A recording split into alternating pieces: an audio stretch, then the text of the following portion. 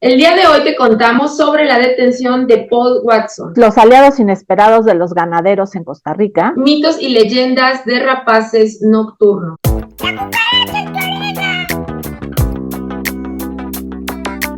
Pues bienvenidos otra vez a La Cucaracha en tu Oreja. Es este noticiero con las noticias de animales más importantes de la semana. Agradecemos su visita como todas las semanas. Y si les gusta, por favor apóyennos dando like, suscribiéndose y compartiendo en sus redes sociales cualquier comentario que quieran dejar. Vamos a comenzar con las noticias al vuelo. Vamos a platicarles sobre jaguares y pumas que se han convertido en los aliados inesperados de los ganaderos en Costa Rica. Este programa de Adopta un Colibrí sobre los gobiernos contra los activistas, específicamente el caso de Paul Watson y sobre los mitos y leyendas de las rapaces nocturnas. Entonces vamos a comenzar platicando sobre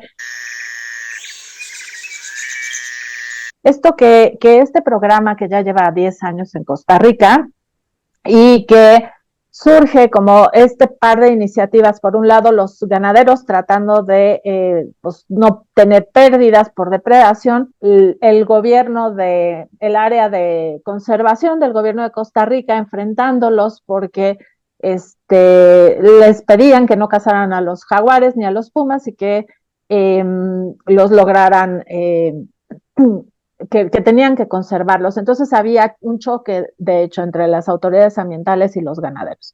Y lo que sucede entonces es que comienzan a trabajar de otra manera y se integran grupos de trabajo donde participan las comunidades, donde están los corredores ambientales, las autoridades ambientales, una ONG que se llama Pantera, y se crea la Unidad de Atención a Conflictos con Felinos, que es pionera en América Latina, y lo que hace es atender estas denuncias de depredación, pero también busca de qué manera se puede solucionar y prevenir, no únicamente como remunerar a las personas que pierden animales, ¿no? Y ha logrado reducir significativamente los ataques y transformar la percepción de los félidos que tienen los ganaderos. Entonces, esta asociación desde 2013 hasta julio de 2024, esta unidad ha registrado 507 denuncias de depredación y los pumas han sido responsables del 201 ataques y los jaguares de 156. Hay otras especies de félidos que están en Costa Rica, igualmente los tendríamos en México, como los ocelotes, los jaguarundis, que están atacando también animales domésticos en zonas rurales, como gallinas y algunos animales de compañía, pero son menos frecuentes.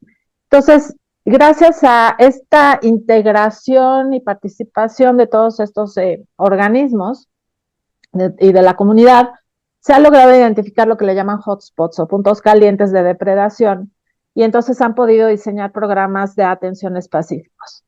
Y es importante señalar que Costa Rica es uno de los pocos países en América Latina que tiene una red nacional de corredores biológicos.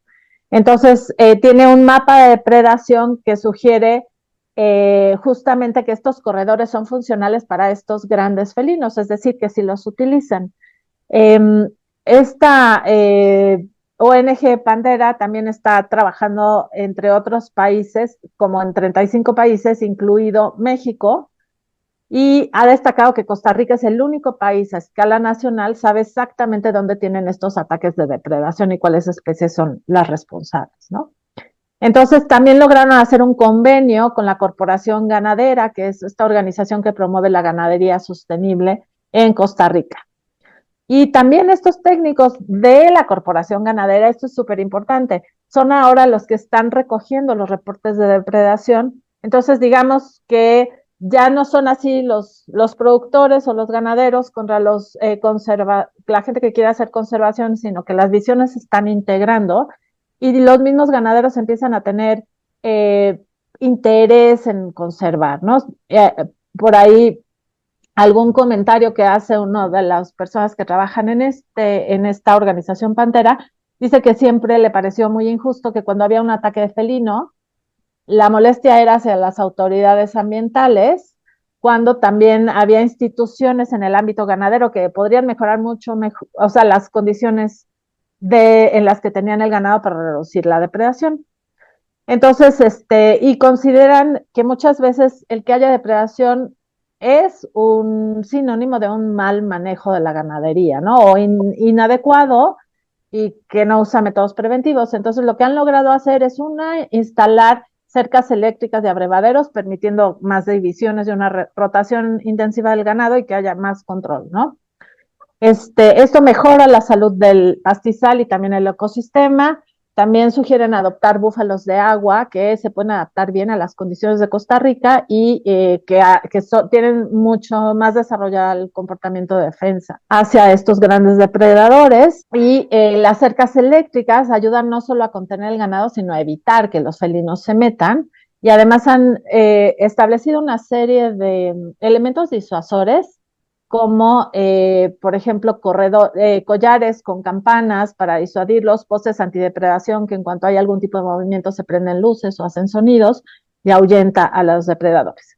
Y ellos dicen que la efectividad de las intervenciones es mayor al 95% y que en muchos casos cuando ha habido depredación ha sido como un error del ganadero de que no guardó al ganado, no cerró las cercas, no echó a andar, tiene como caído el sistema eléctrico, etcétera, ¿no?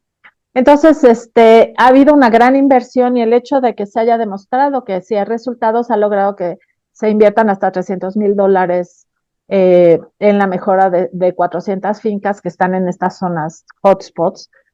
Y también los ganaderos han comenzado a reforestar las áreas que no están utilizando. Se han formado comités para la vigilancia, ha reducido el número de cazadores y además los grandes felinos, dado que se está reforestando y conservando ciertas áreas, pues han regresado y que ya hay menos cazadores, pues digamos que las presas naturales de los felinos, como los jabalíes y los tepezcuincles, comienzan pues a regresar, a haber más abundancia y entonces los grandes felinos muchas veces pues no se meten, ¿no? Donde están el ganado. Entonces, bueno, pues esto es importante, como sabemos que la ganadería es una de las cosas que más afecta ambientalmente, pero también sabemos que hay muchos conflictos con los depredadores y es importante saber que hay mecanismos, ¿no? Para controlarlos. Y pues bueno, gracias. Y ahora vamos a platicar de algo grave que está pasando. Este es un ejemplo, pero esta situación se está dando también en otros contextos, que es como esta persecución y criminalización de los activistas, particularmente en este caso ambientales, ¿no? Entonces, desde julio fue capturado Paul Watson. Paul Watson es una persona que se ha dedicado a defender la vida marina y hace mucha confrontación, ¿no? Y ha luchado durante años y años por la caza de ballenas y fue arrestado el pasado domingo en Groenlandia. Y fue arrestado porque Japón emitió una solicitud de arresto. Entonces, Watson estaba detenido, estaba cargando combustible en el barco en un lugar que se llama Nuuk, en en Groenlandia, y lo detuvo la policía danesa y él es conocido por liderar campañas marítimas, ¿no? Que interrumpen directamente la caza de ballenas.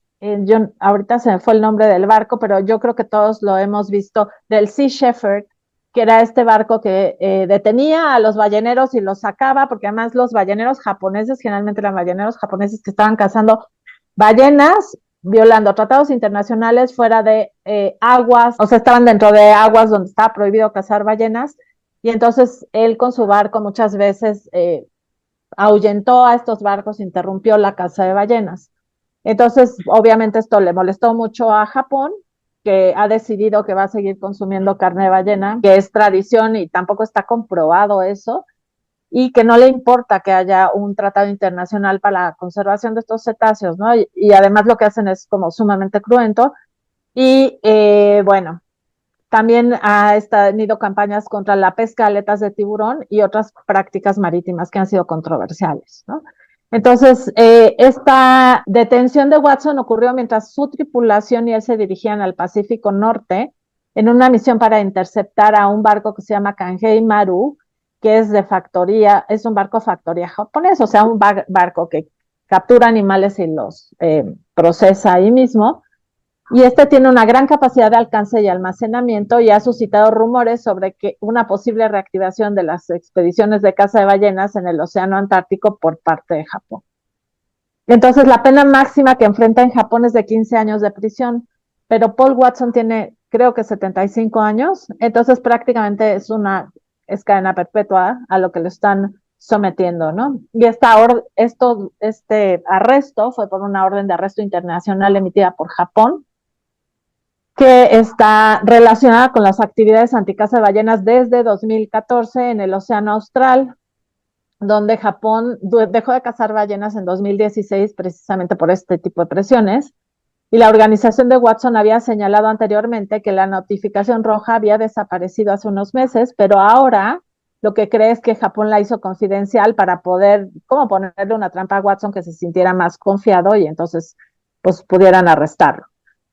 Y entonces, lo otro que se comenta es que, bueno, el Ministerio de Justicia danés justamente tiene capturado a Watson, pero lo tiene detenido, está investigando la validez de la solicitud de extradición en Japón, y mientras tanto Watson está en Nuuk, ¿no? Sin contacto con su tripulación ni con la fundación que tiene, que es justamente Paul Watson Foundation.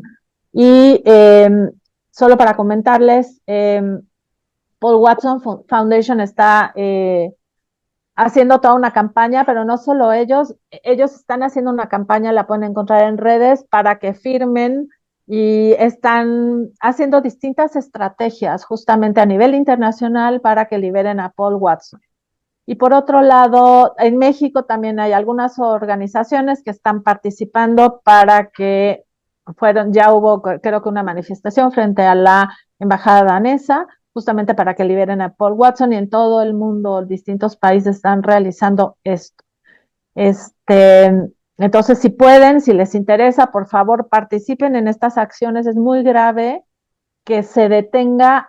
Paul Watson nunca generó daño, no lesionó a nadie ni nada. Puede ser que haya evitado la comercialización y la captura de ballenas, que además es ilegal, ¿no? En ese momento que la evitó era ilegal y no había nadie vigilando más que él, que es una ONG, en ese momento. Entonces, es muy grave que pasen este tipo de cosas, porque además no es el único caso de activistas ambientales que han sido detenidos. En Reino Unido acaba de haber también una detención de activistas que estaban promoviendo que se dejara de usar petróleo para como energético, y los detuvieron y les dieron 5 años de prisión a 4 activistas, ¿no? Entonces, si los gobiernos no están tomando conciencia, no se pueden ir contra la sociedad civil, ¿no? Eso no van a callarla. Y justamente es el tipo de reacción que se está generando en redes con lo de Paul Watson. O sea, yo creo que lo que nos queda es apoyarlos, hacer ruido, seguir manifestándonos, como dijiste, bueno, si ya hubo una, pues hay que hacer otra, y que esto se siga dando un apoyo internacional, y sobre todo como un rechazo, ¿no? O sea, de que te callen y te quieran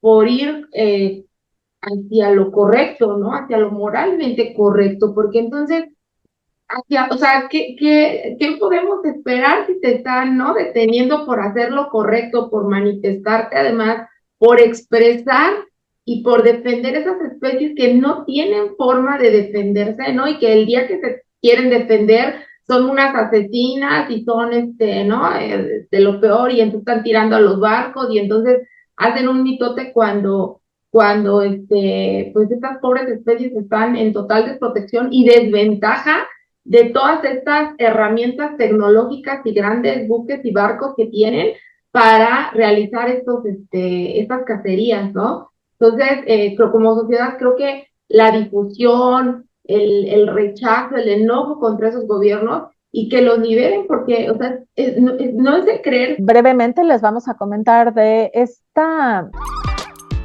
cuenta que está en Instagram que se llama Adopta un Colibrí, y que creo que es importante que la revisen, sobre todo a quienes les encanta andarles poniendo nectarcitos y cosas a los colibríes, porque en la cuenta dan asesoría y prestan mucha información justamente para Si ustedes quieren tener colibríes, pues qué plantas podrían tener, e incluso en maceta, qué tipo de jarabes son dañinos para ellos y cuáles no, cómo tienen que estarlo cambiando, dónde pueden, si ven a un colibrí lesionado, llevarlo a hospitalización y a tratamiento. Entonces, para quienes les gusta promover directamente, así conscientemente, este tipo de actividades con los colibríes, revisen esta cuenta justamente para hacerlo de una manera consciente, correcta y no estar provocando muchos más problemas de los que ya pueden tener estos animalitos, ¿no? Y no sé si quieres comentar algo, y creo que ya hemos hablado de colibríes, ¿no? En otros programas, pero bueno, Sí, era importante. y recordarles que el agüita que les pongan, o como dices, no es ponerles ya ni agüita con azúcar ni nada, porque si no se las cambias, eso se llena de hongos, el azúcar se fermenta, y entonces ya los 2 días eso afecta, entonces no hay nada como que les pongas una plantita donde puedan ellos llegar y tomar su néctar de forma natural y dejar estos, y más con los climas que hemos tenido ya en todas partes, ¿no? Que son tan intensos y que de verdad el agua ya no se hace fermenta horrible, o sea, ya el otro día ya está toda fermentada y a los 2 días ya está toda podrida, entonces eso pues les hace daño y en lugar de que los estés ayudando, pues los estás perjudicando. Sí, y además creo que no puede ser cualquier tipo de azúcar, porque algunas azúcares tienen minerales que los afectan. En fin, hay muchísima información y no hay nada mejor que pues tener como información para poder hacer las cosas bien, ¿no? Si quieren ayudarles. Entonces, esto sería, y ahora pues vamos con el etotip de Gaby. Adelante, Gaby, ¿qué nos tienes para hoy? Gracias, Gaby. Muy interesante, como siempre. Hola, ¿qué tal? En esta edición hablaremos sobre el tema o los temas de vacaciones y transporte, que aunque es muy amplio, pero trataré de resumir ciertos puntos que pueden aplicarse para diferentes especies animales, de los cuales son tutores. Y si bien ya se nos fueron las vacaciones de Semana Santa, considero que es un tema que siempre aplica para las siguientes vacaciones, fines de semana, días de asueto o incluso situaciones inesperadas. Lo que comúnmente ocurre es que cambiamos de rutina y entonces a veces los llevamos a otros lugares, a veces los llevamos a convivir con otras personas, animales o que tienen otros manejos, actividades. Los exponemos a diferentes temperaturas, olores, sonidos, texturas, etcétera, que puede causar a veces confusión y ansiedad en ellos. Y bueno, pues no siempre vamos a poder controlar y prever todo, pero a medida de que nos preparemos y los preparemos con mayor anticipación, entonces el tener mayor predictibilidad ayudará a que todos enfrentemos de mejor manera lo que vendrá. Así también nosotros nos sentiremos más tranquilos de que nuestro animal se queda en un lugar o con una persona o que viajará seguro. Ahora, como primer punto, hay que tomar en cuenta que hay diferentes especies animales, ¿no? Cada una tiene requerimientos y necesidades fisiológicas, conductuales, nutricionales, de ambiente distintas. Y si vamos a transportarlos o dejarlos con otra persona, pues necesitamos comunicar y proveerle de estas condiciones para que el viaje o la estancia sea lo más confortable, segura, tanto para esa persona que lo cuidará, para ese animalito, para otros animales, para nosotros y para el ambiente. Si tienes algún tema que te gustaría tratar, favor dejarnos tus comentarios. Muchas gracias. Y pues por último, y para cerrar el programa, vamos a hablar en esta sección de nuestros animales esotéricos. Y lo que sucede es que el 4 de agosto se celebró el Día Internacional del Búho. Y sabemos que los búhos tienen como por un lado, ¿no? Se reconocen como estos animales que identificamos con la sabiduría, el conocimiento, y por otro lado, también tienen todas esas historias de terror. Entonces vamos a platicar un poquito de los mitos y leyendas de rapaces nocturnas. Básicamente, las rapaces nocturnas son estos animales que viven de la cacería, pero que cazan básicamente de noche, las aves rapaces, y básicamente vamos a hablar de dos especies, el búho real o bubo bubo y la lechuza común o tito alba. Y siempre han estado rodeados de supersticiones. Una, pues puede ser, pues porque sus actividades son nocturnas. Otra es, pues por su aspecto, ¿no? Sabemos que tienen estos ojos enormes y esta capacidad de mover la cabeza y que además depende de cómo les dé la luz, pues se ven de repente como raros para nuestros ojos de primates. Y la otra cosa es que tienen algunos cantos peculiares, ¿no? O cantos que nos parecen como gritos o que nos asustan y entonces esto se ha asociado a cosas negativas. Entonces, dependiendo de la zona geográfica y del contexto cultural, pues han tenido como distintas interpretaciones. Entonces, por ejemplo, en algunas tribus nativas americanas, en el caso del búho real, se decía que el búho brindaba al ser humano protección y ayuda en la oscuridad, mientras que en otras tribus nativas norteamericanas lo que se decía es que el búho era mensajero de la muerte. Y eso creo que aquí en México particularmente es como lo que más hemos escuchado. Por su parte, los mayas lo consideraban como mensajera del inframundo, pero también como un símbolo de fertilidad. En otros lugares, en la antigüedad clásica en Europa, han sido asociadas con el conocimiento y la cultura. Entonces, bueno, tenemos como estas distintas supersticiones, pero desafortunadamente en los contextos negativos, pues muchas veces lo que optan es por matarlas, ¿no? Parece que no encuentran otra opción en su vida. Los humanos más que matar aquello que les estorba. Entonces, la lechuza o tito alba, que es la lechuza común y que tiene pues la cara como blanca, ¿no? Sí, la parte del rostro blanca y es un poco más grande. En Egipto se asociaba como a la noche, al frío, a la evidencia también. Y en la cultura preazteca del antiguo México era considerada una criatura pues asociada al mal y de mal presagio, pese a que estaba consagrada a Tlaloc, que es el dios de la lluvia. Viene el simbolismo cristiano, pues otra vez, ¿no? Dado como ocurre con muchos animales que tenían simbolismo precristiano, pues se les toma como emisarios o agentes del mal y del diablo debido a sus hábitos nocturnos, mientras que en algunas representaciones pictóricas de ermitaños aparecía la lechuza justamente como símbolo de soledad. Entonces, esta ave nocturna, pues también ha sido causante de historias fantasmagóricas debido a su grito, ¿no? Hay quien dice que son brujas o que son fantasmas porque tienen un grito agudo que si uno los escucha en la noche, pues, y no sabe, sobre todo si no sabe, pues sí se espanta, ¿no? Y bueno, pues algo que es importante recalcar, perdón, es que las aves rapaces nocturnas son súper interesantes, tienen características anatómicas y fisiológicas muy particulares, solo asociadas a ellas. Y por otro lado, tienen como una función ecológica fundamental que justamente es pues la regulación de ciertas poblaciones, ¿no? De roedores, por ejemplo, de otras aves.